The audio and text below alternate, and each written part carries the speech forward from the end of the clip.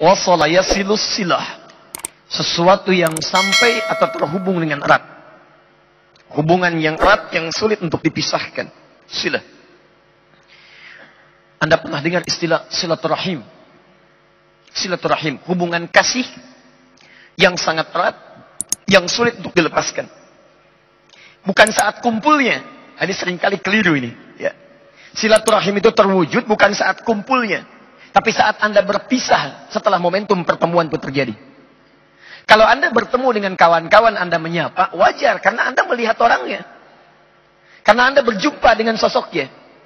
Yang paling hebat itu setelah Anda berpisah, masih ada hubungan kasih antara Anda dengan kawan Anda, sehingga Anda mendoakan dia dalam kebaikan.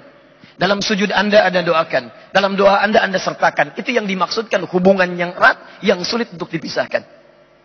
Nah, hubungan yang melatih kita, supaya terhubung dengan Allah erat, dan sulit dipisahkan. Bukan hanya saat Anda terhubung dalam ibadah, tapi selesai ibadah, Anda masih terhubung dengan Allah. Jalan ingat Allah, makan ingat Allah, minum ingat Allah, kerja ingat Allah. Maka ibadah yang melatih kita supaya terhubung erat dengan Allah, dirubah kalimatnya menjadi salat. Dalam bahasa sering diartikan dengan doa, karena dengan doa itu terhubung erat Anda dengan Allah Subhanahu wa Ta'ala. Karena itulah setiap aktivitas kita seringkali dibuka dengan doa. Tunjukkan pada saya, mohon maaf ya, tunjukkan pada saya, di kepercayaan mana yang dianggap sebagai agama, yang setiap aktivitasnya melekat dengan doa. Coba lihat, kita bangun tidur ada doanya. Anda cuci tangan ada doanya. Anda makan ada doanya. Anda melepas pakaian ada doanya. Pakai pakaian ada doanya. Urusan ke toilet pun ada doanya. Bahkan langkahnya diatur. Masuk kiri, keluar kanan. Masuk masjid pun ada doanya. Langkahnya diatur. Masuk kanan, keluar kiri. Tunjukkan. Dan doa itu bukan sekedar kalimat yang diucapkan. Tapi itu bangunan kita, konsepsi kita antara kita dengan Allah supaya ada ikatan. Bahkan kata Nabi, lihat kalimatnya. Saat Anda tidak tahu doanya pun, cukup ucapkan kalimat Allah. Kullu amrin dzibalin la yubda'u fihi bismillahirrahmanirrahim fahuwa abtar. Setiap perbuatan baik yang tidak diiringi kalimat Allah di dalamnya, bismillahirrahmanirrahim. Paling singkat bismillah, abtar, terputus hubungan dia dengan Allah. Gak ada nilai pahalanya. Bukan sekedar pahala yang penting, tapi hubungan Anda dengan Allah. Mau duduk, bismillah. Mau makan, bismillah. Mau minum, bismillah. Ba di sana, itu fungsinya ilsaq. Musahabah. Ada 14 jenis ba dalam bahasa Arab. Lihat di kitab Mughnil Labib an Kutubil A'arib. Karya Ibnu Hisham Al-Ansari. Halaman 15 sampai 59. Di situ ada 14 makna huruf ba. 14 makna. Ba dalam kalimat bismillah, itu al-ilsaq wal musahabah. Ilsaq itu sesuatu yang sangat dekat. Makanya lem dalam bahasa Arab disebut dengan lisaq. Karena merekatkan satu dengan yang lainnya. Kenapa kalimat bismillah di situ menggunakan ba fungsinya ilsaq? Artinya, orang yang akan mengerjakan sesuatu menyebutkan bismillah, seakan-akan kalimat Allah melekat dalam dirinya. Bismillah, saya akan minum karena Allah. Dan ketika dia minum, dia merasa dekat dengan Allah Subhanahu wa Ta'ala. Dia merasa dilihat oleh Allah. Dia merasa diawasi oleh Allah. Karena itulah orang-orang yang menyebutkan kalimat Allah punya hubungan dengan Allah. Ketika akan minum bismillah, dia tidak akan pernah menyentuh minuman yang tidak disukai oleh Allah Subhanahu wa Ta'ala. Karena ketika akan dia minum bismillah, dia tahu Allah lihat. Telunjuk yang selalu digunakan untuk tahiyat dalam salat, membangun hubungan dengan Allah. Telunjuk yang digunakan untuk tahiyat tidak akan pernah mengerjakan maksiat. 9 kali Anda gerakan. Anda ucapkan tahiyat. Subuh sekali, zuhur 2 kali, asar 2 kali, maghrib 2 kali, isya 2 kali, 9 kali. Mustahil telunjuk ini ketika selalu digunakan untuk tahiyat, Anda gunakan untuk maksiat. Tanda tangan proyek yang tidak disukai oleh Allah. Menulis sesuatu dalam media sosial yang dilaknat oleh Allah, yang tidak disukai oleh Allah. Mustahil. Lisan yang digunakan untuk mengucap kalimat Allahu Akbar tidak akan pernah mengagungkan yang lain selain Allah. Lisan yang digunakan mengucap kalimat yang baik-baik dalam salat tidak akan pernah digunakan untuk mengucapkan kalimat yang kotor di luar salat. Karena itulah orang yang salatnya benar, yang kenal dengan Allah, maka perhatikan, bukan saat salat saja dia kerjakan. Quran surah keempat An-Nisa ayat 103. Paling kanan agak sedikit ke atas. Lihat konsepsinya. Fa idza qadaytumus shalah. Maka jika salat telah tuntas Anda kerjakan, fadhkurullaha. Maka orang yang salatnya benar, dia akan langsung ingat kepada Allah Subhanahu wa Ta'ala. Di salat yang dia kerjakan menjadikan dia ingat Allah. Qiyaman. Mau dia langsung berdiri, ingat Allah. Begitu selesai sholat, Anda keluar. Ingat Allah. Orang yang ingat Allah tidak akan melangkahkan kaki keluar masjid dengan kaki kanannya. Pasti kiri. Orang yang ingat Allah tidak akan tertukar sandal. Begitu dia menggunakan sandal orang lain, maka hatinya akan berkata, ini bukan punya kamu. Tinggalkan. Karena ingat Allah. Wa qu'udan, duduknya ingat Allah. Wa ala junubikum, bahkan sedang tiduran pun ingat Allah. Ketika setiap orang beringat dengan Allah Subhanahu wa taala dalam seluruh aktivitasnya, maka yang terjadi Ali Imran ayat 190. Inna fi khalqis samawati wal ardi wa ikhtilafil laili wan nahari la ayatin li ulil albab. Ayat 191 ya. Alladzina yadhkuruna Allah qiyaman wa qu'udan wa ala junubihim wa yatafakkaruna fi khalqis samawati wal ardi. Rabbana ma khalaqta hadza batila. Subhanaka faqina adzaban nar.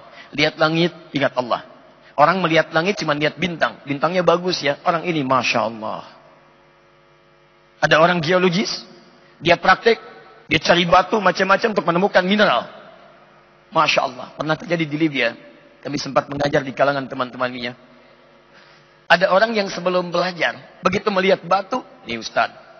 Luar biasa batu ini. Ada kodenya. Satu begini, satu begini. Setelah dia belajar. Balik lagi apa kalimat yang keluar di lisannya. Masya Allah. Masya Allah, kalau bukan Allah yang menciptakan Ustaz, tidak ada tanda antara satu dengan yang lainnya. Kita bisa bedakan begini, begini, dan begini. Perhatikan, perubahan terjadi. Ini yang disebut ya hadis Muslim. Nomor hadis yang ke-8, jilid yang pertama, Kitabul Muqaddimah, posisi paling kiri sebelah atas dari Umar bin Khattab radhiyallahu taala anhuma. Sikap ini yang dibangun dengan pendekatan kepada Allah, melahirkan konsepsi apa yang disebut dengan ihsan namanya. Jadi kalau seseorang sudah dalam aktivitasnya selalu ingat Allah, maka dia akan memastikan semua aktivitasnya sebagai ibadah dan dia merasa diawasi oleh Allah Subhanahu wa taala. Maka perhatikan kalimatnya. Ketika ditanya Nabi Muhammad sallallahu alaihi wasallam tentang ihsan, an ta'budallaha ka'annaka tarahu fa illam takun tarahu fa innahu yarak. Engkau menjadikan seluruh aktivitasmu sebagai ibadah karena Allah dan engkau merasa dilihat oleh Allah sekalipun engkau tak mampu melihatnya. Jangan bayangkan. Ini ihsan namanya. Mau makan, merasa dilihat Allah. Mau duduk, merasa dilihat Allah. Mau sholat, sangat merasa dilihat Allah. Itu ihsan. Dan ibadah pertama yang disebutkan di Quran, sholat. Quran, surah kedua Al-Baqarah ayat ketiga. Alladzina yu'minuna bil ghaib wa yuqimuna shalah. Setelah dia yakin terhadap Allah walaupun tak nampak dalam pandangannya, dia coba sempurnakan sholatnya. Nah, ikhwas sekalian, sekarang persoalannya, jika kita ingin menghadirkan kekhusyuan dalam solat yang dimaksudkan, menikmati solatnya dan berdampak dalam kehidupan, sebelumnya coba dievaluasi dulu. Dari sekian solat yang telah kita tunaikan, berapa persen dari solat itu yang mengingatkan kita dengan Allah Subhanahu wa taala? Antum kerja ingat Allah tidak? Makan ingat Allah tidak? Mendidik anak ingat Allah tidak? Saya cek ya, saya cek. Kalau bapak ibu kedatangan tamu, baik. Bikin makanan tidak?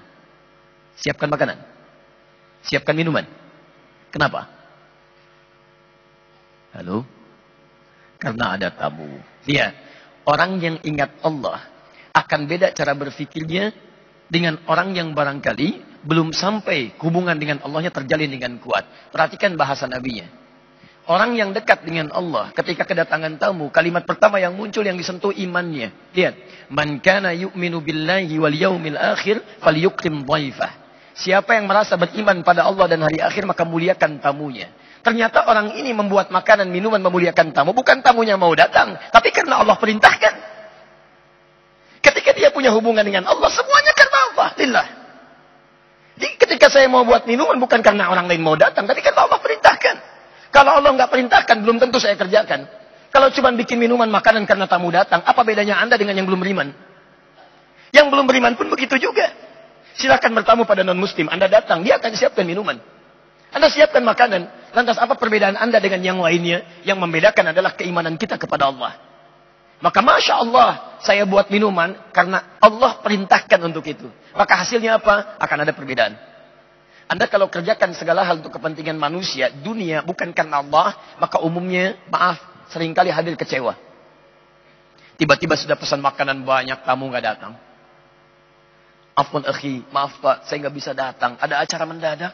Ya, kok ya pak? Nggak apa-apa. Tapi Anda kecewa karena makanan sudah dibuat, macam-macam dan sebagainya. Tapi ketika Anda kerjakan karena Allah, yang Anda kejar bukan hasilnya. Ingat, dalam pahala itu ada dalam prosesnya, bukan hasilnya. Mau tamunya datang, mau tidak, yang penting saya kerjakan perintah Allah. Begitu tamunya katakan, maaf Pak, saya nggak bisa datang, ada acara penting. Oh baik Pak, mudah-mudahan acaranya lancar, baik dan sebagainya. Bapak tidak apa-apa, tidak apa-apa Pak. Malah Allah karuniakan makanan lebih buat saya hari ini. Lumayan. Masya Allah. Nikmat gitu kan, enak. Nah bagaimana kita bisa membangun hubungan itu? Kalau hubungan Anda sudah dekat, ada ikatan yang sangat kuat. Ikatan dalam bahasa Arab disebut dengan akada. Akada.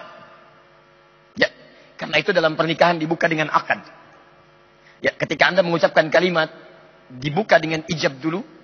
Saya nikahkan engkau, saya kawinkan, hei fulan. Dengan putih saya fulana binti fulan fulana. Dan seterusnya. Dengan mas kawin sekalian, ya sekian dibayar tunai. Maka Anda katakan saya terima nikahnya, kawinnya si fulana binti fulan dengan mas kawin tersebut dibayar tunai. Itu kalimatnya disebut dengan akad. Kenapa disebut dengan akad? Karena dengan kalimat itu terikat kuat hubungan Anda antara Anda dengan istri Anda. Antara Anda dengan keluarga baru Anda. Saking kuatnya disebut dengan mahram bil musaharah. Seperti mahram. Kuat.